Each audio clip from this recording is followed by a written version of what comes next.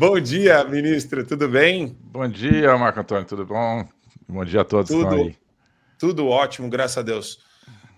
Ministro, eu gostaria de saber do senhor sobre essa bomba do USAID, que eu acho que é a bomba do momento por vários motivos de interferência direta dos Estados Unidos em conjunto. Parece que isso daí tem uma articulação de outros departamentos também do Estado americano. Parece que tudo isso estava agindo de maneira coordenada. Isso daí é consistente, ministro? Olha, Marco Antônio, eu acho que isso é parte de uma história muito tenebrosa, mas não é toda a história. Eu acho que a gente tem que ir aproveitando, inclusive, essas revelações que estão surgindo para entender todo o quadro de influências externas que possam ter determinado aí resultados eleitorais no Brasil. Mas a gente tem que ir com cuidado, porque eu acho que o USAID, por mais que ela tenha aparentemente tido um papel muito grande em vários países, além do Brasil, e no Brasil inclusive, eu acho que ela não é uma força determinante, ela não tinha como ser uma força determinante do jeito que está se falando, né? Eu acho que não é a USAID que criou a juristocracia brasileira, né? Não é a USAID que criou o Centrão, não é a USAID que criou a ideia da aliança Centrão-Militar, não é a USAID que colocou o Centrão dentro do governo a partir de 2021, lá no governo Bolsonaro, né? Não foi a USAID não é a USAID que apoiou o Alcolumbre agora na eleição para o Senado, né? E, entre outras coisas. Então, de repente, assim, acho que a gente não pode, a gente que está querendo entender o que está acontecendo no Brasil, no mundo, e inclusive, né, aproveitar essa onda Trump para, né, quem sabe, ter uma esperança de mudança no Brasil. Eu acho que a gente não pode, então, de repente, olha só, então, o USAID é a explicação de tudo, né? E então, agora, se acabar o USAID, o Donald Trump fechar esse negócio, acabaram os problemas do Brasil, do ponto de vista da direita, obviamente, né? E não é o caso, né? Não é o caso. Mas vamos ver o que acontece, vamos ver quais são os dobramentos, a gente tem que ver exatamente quais são as linhas, espero que se revele isso, né? Quais são as linhas realmente de financiamento e de apoio, para quem, né? Para que entidades e para que pessoas dentro dessas entidades, né? Mas, voltando com não foi a USAID que, não foi a USAID que transformou as principais emissoras de TV e de comunicação brasileiras em instrumentos, primeiro contra o governo Bolsonaro e agora do regime Lula, né? E assim por diante. Agora, uma coisa importante também do meu ponto de vista, com a experiência que eu tive no governo, é como vai ficando claro a dificuldade de você fazer uma política diferente, uma política externa diferente especificamente, né? Quando ela é inserida dentro de um deep state, como o deep state americano. Os Estados Unidos, no primeiro governo Trump, não conseguiram domesticar isso, né? E agora estão revelando nesse segundo governo Trump, né? Imagina nós, né, no Brasil, sem esses instrumentos de investigação e tal que os Estados Unidos têm, imagina a pululância aí do deep state contra, né, especificamente a política externa que a gente fazia no Itamaraty. Perfeito, ministro. Esther, tem uma pergunta para o ministro Ernesto Araújo? Oi, ministro, tudo bem? Eu lembro que a última vez que a gente se falou, eu perguntei sobre essa questão beligerante, né? Se o Trump dessa vez ele ia ser mais duro do que no primeiro mandato, e aí eu acho que agora ficou bem claro de que ele, né, realmente dessa vez não tá para brincadeira. Eu até fiz um post falando que tudo aquilo que acusaram ele de fazer no primeiro mandato que ele não fez, ele agora está ensejando que, não, agora vocês não têm razão, agora eu vou fazer tudo aquilo que vocês me acusaram que eu não havia feito. A minha dúvida agora está sendo o seguinte: os setores, né, do Deep State estão começando a reagir. Você acha que eles vão endurecer muito mais essa reação, ou que eles não vão ter meios de reagir, já que o Trump ele tem ali maioria nas duas casas e ele tem uma maioria, né, no Supremo americano? Mas ainda assim a gente sabe que tem uma série de promotores ali que foram financiados pelos Soros, e você está observando que vai ter alguma reação mais dura para que o Trump, para tentar brecar o Trump, ou você acha que eles não vão conseguir essa brecagem? Vai ter uma reação mais dura também, Esther, eu acho que sim. vai ter uma reação mais dura.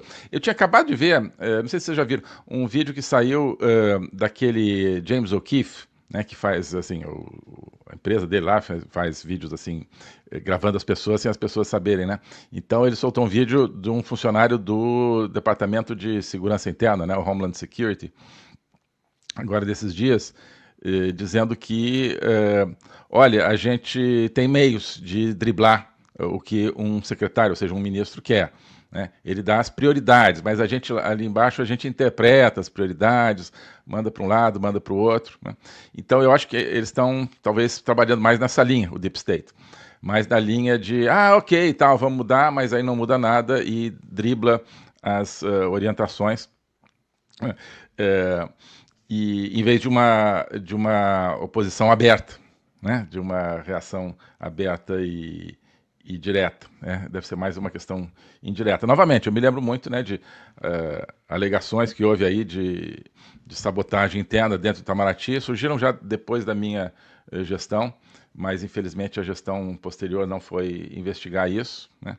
Se dizia que diplomatas brasileiros não cumpriam instruções e, enfim, sabotavam instruções, né, do tempo do governo Bolsonaro, o que basicamente é a mesma coisa, né, que o Homeland Security então estaria fazendo.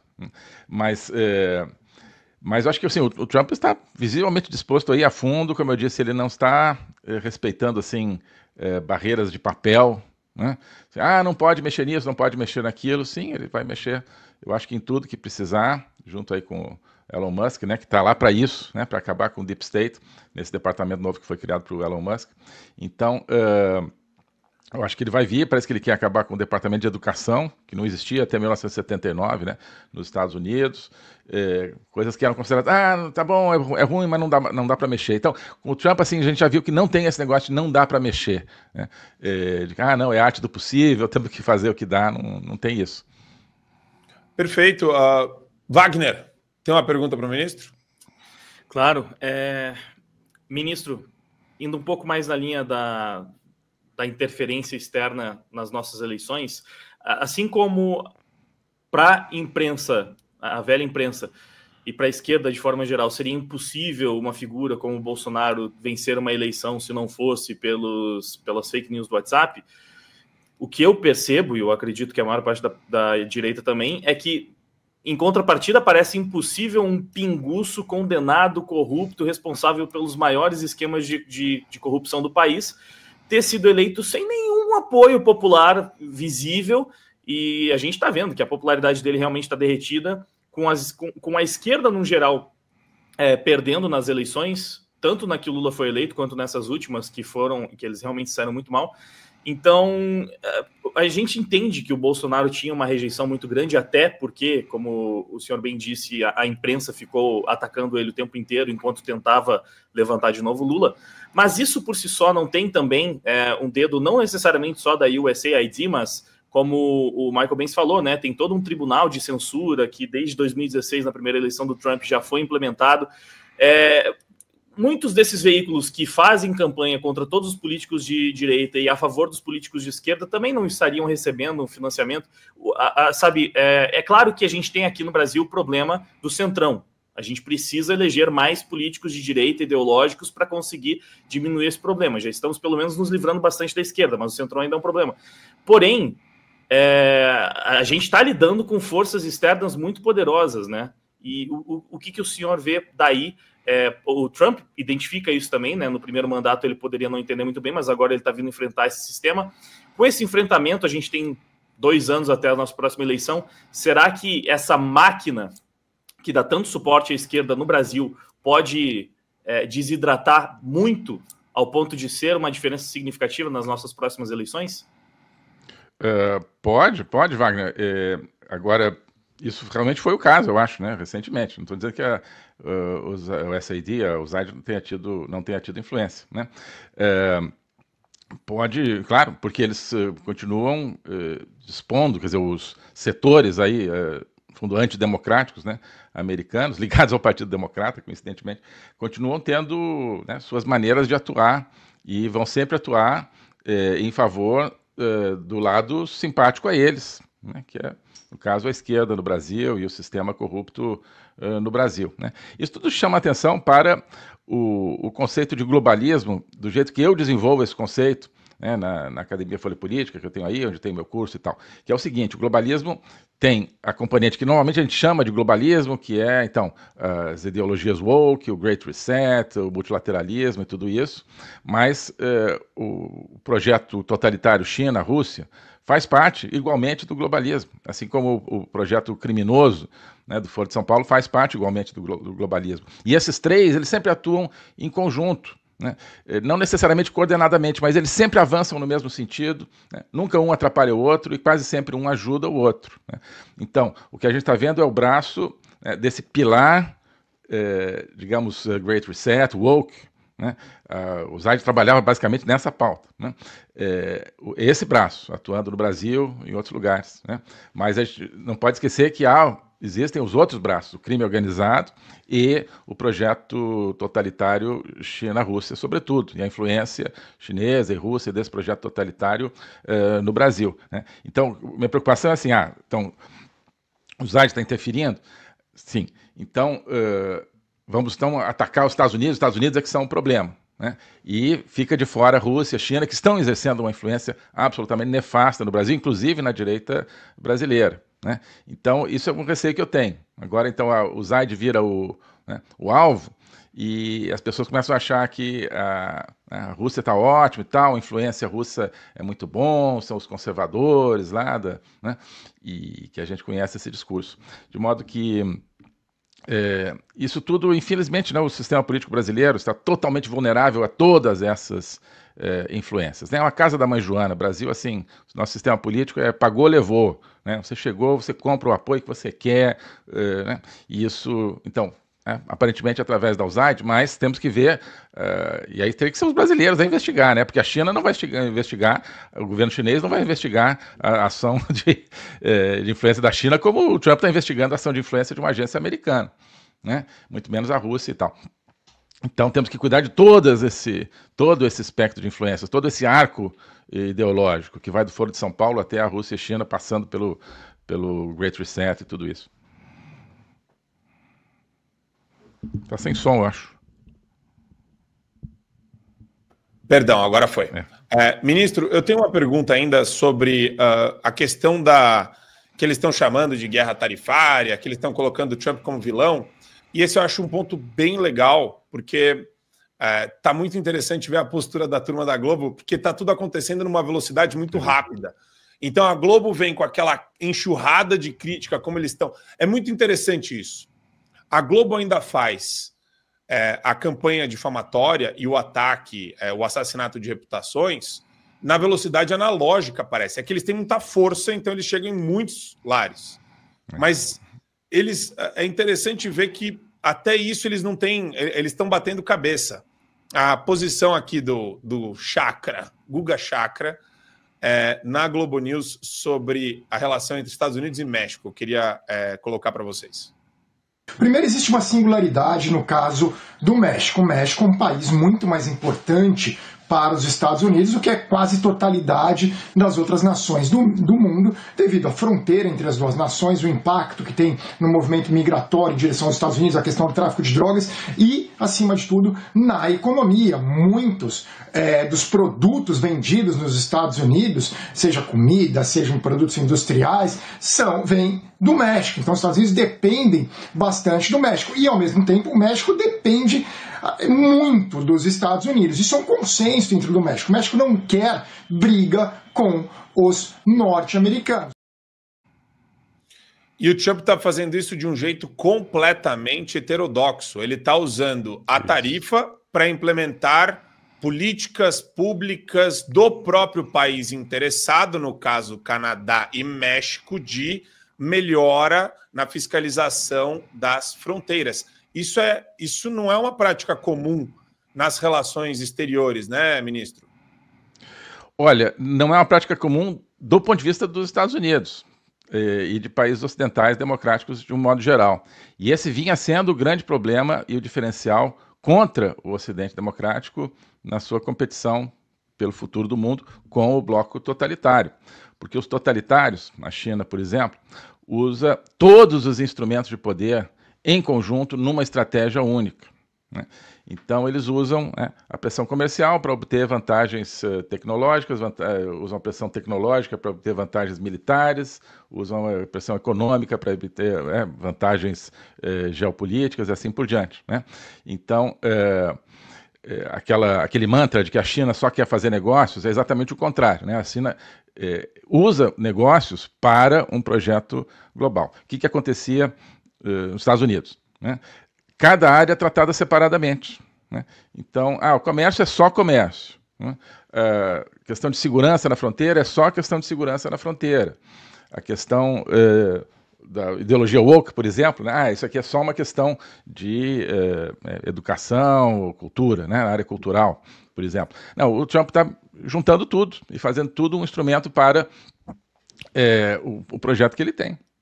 Então, jogando o mesmo jogo que os totalitários estavam jogando, estavam ganhando. Os totalitários estavam ganhando por causa disso, porque jogavam um jogo só, com todas as peças, e o Ocidente jogava joguinhos separados.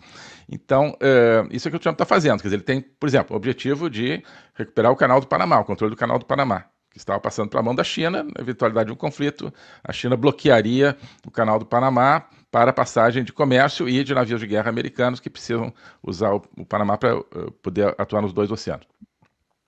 Então ele vai com pressão comercial, pressões financeiras em cima do Panamá, né? E o Panamá já basicamente indicou que vai fazer o que os Estados Unidos estão pedindo, né? Devolver o Canal do Panamá, tirar a China e devolver o Canal do Panamá para os Estados Unidos. Então, se fosse em outras épocas, né, isso aí teria sido assim, uma negociação puramente ali de logística, né, ou política com o Panamá. Mas não pode entrar o comércio, né? Agora, quando coloca o comércio, aí, sim, a coisa muda. É um dos principais instrumentos que o Trump tem, né? Isso é que está sendo heterodoxo e novo, e isso é que está dando poder a essa agenda do Trump, que ele não se deixa... ele derrubou, como eu falei, essas barreiras de papel, para usar esse termo, né? São barreiras que não existem entre os setores, né? Mas eram aceitos, esses biombos, né, que existiam aí entre diferentes áreas, ele está atuando com tudo. Então isso vai fazer uma diferença, está fazendo diferença no México, na relação com os Estados Unidos, com o Canadá, com o Panamá, como já falei, vai fazer diferença com a Venezuela e talvez faça diferença com o Brasil também. Muito bom. Esther, você tinha uma pergunta? Acho que a Esther... Eu só queria saber se, por um acaso, né? Eu pesquisei e eu não achei, por isso que eu vou te perguntar, ministro. Você tem conhecimento sobre a agenda da tutela do Hugo Carvajal nos Estados Unidos? Se tem mais alguma coisa que vai acontecer no futuro breve? Porque me parece que a luta do Donald Trump, sobretudo com o México, tem a ver com os cartéis, né? E os Estados Unidos está com a tutela do Carvajal, que relatou, né, em determinado momento, se não me engano, foi 2023, sobre o financiamento, né, da Venezuela a partir dos cartéis para os políticos de esquerda latino-americanos, tais como Cristina Kirchner, Luiz Inácio Lula da Silva, ele falou nominalmente. Você tem conhecimento de como está esse processo nos Estados Unidos? Tem alguma relação próxima? Pode ter novidade aí, né? Se o Trump quiser mesmo meter a mão no deep state, ele vai tornar isso público e não vai demorar tanto assim. Ótimo. Eu não tenho conhecimento muito em detalhe, Esther. Eu vi uma especulação, que eu não sei se tem total procedência, de que, né, proximamente, uma questão de semanas, estaria sendo revelada uma lista de autoridades latino-americanas, né, que estariam numa delação do Hugo Carvajal como autoridades que teriam, né, recebido algum tipo de apoio ilegal a partir da Venezuela ou algo assim, né? Mas não sei se isso procede totalmente. A gente tem que ter muito cuidado com tudo que tem que ver com o Carvajal, porque o Carvajal ele é um agente de inteligência e de contra-inteligência, enfim, é um agente dessa área, né? Portanto, é um agente muito especializado em desinformação e tal. Então, é preciso ver assim, o que ele vai colocar, o que ele não vai colocar, se realmente as coisas... Talvez seja um dos aspectos aí do atraso nesse tema de sair uma delação do Carvajal, talvez uma checagem, né? Porque é um tipo de pessoa que se ele disser A, geralmente vai ser B, né? Então tem que ver se realmente é A e assim por diante. Mas o fato é que eu acho que agora com o Trump eles vão usar também esse instrumento das delações criminosos que estão presos nos Estados Unidos, para ver até onde isso vai em países latino-americanos, né? Lembre que havia um outro potencial delator, que era o Alex Saab, que foi preso em Cabo Verde, foi deportado de Cabo Verde para os Estados Unidos, e o Biden fez a gentileza, né, de trocar o Alex Saab por reféns americanos, então perdeu uma fonte de informação importantíssima, né? Agora o Trump conseguiu libertar 6 reféns americanos em troca simplesmente da força da sua posição, né? Sem ter que dar nenhum criminoso venezuelano em troca. Enfim, mas veja, eu sempre tenho lembrado, no decreto do Trump sobre os cartéis, um dos elementos que ele aponta na caracterização dos cartéis, que ele quer combater, é o seguinte: a infiltração dos cartéis em governos de todas as Américas, portanto, inclusive da América Latina. Então, isso faz parte ali da conceitualização desse decreto. Então, fica claro que o combate aos cartéis não é simplesmente expulsar os criminosos do trem de Aragua venezuelano que estão em território americano, né? São cartéis que ele diz, olha, tem apoio extra-regional, fica claro que é China e Rússia e Irã, talvez outros, mas também são cartéis que estão totalmente infiltrados na política de países latino-americanos, inclusive, né? Então, eu acho que todos os instrumentos que ele tiver para mostrar essa infiltração, para investigar essa infiltração e expor essa infiltração, ele vai utilizar. Então, vamos ver aí o timing, acho que tem a ver com todo um trabalho de inteligência, desinteligência, contra-inteligência, mas acho que isso virá. Excelente, ministro, muito bom. Queria agradecer demais o ministro por participar toda semana aqui do Show da Manhã, trazendo luz para a gente em várias questões relevantes do Brasil, dos Estados Unidos, da geopolítica. E lembrando que o ministro Ernesto Araújo tem uma plataforma chamada academiafolhapolitica.org. Então, quem entrar lá vai ter acesso a todos os cursos de formação, tem curso para 30 anos lá. Você faz... tem conteúdo para caramba. Então, sigam também o Ernesto Araújo nas redes sociais, Ernesto F. Araújo no X e ernesto.araújo.mre no Instagram. Obrigado, ministro. Obrigado pela participação aqui, sempre, toda semana. Muito obrigado, Marco Antônio, Sté, Wagner, sempre uma alegria e sempre tem tema novo, né? Isso que tem sido bom. Obrigado por essa oportunidade.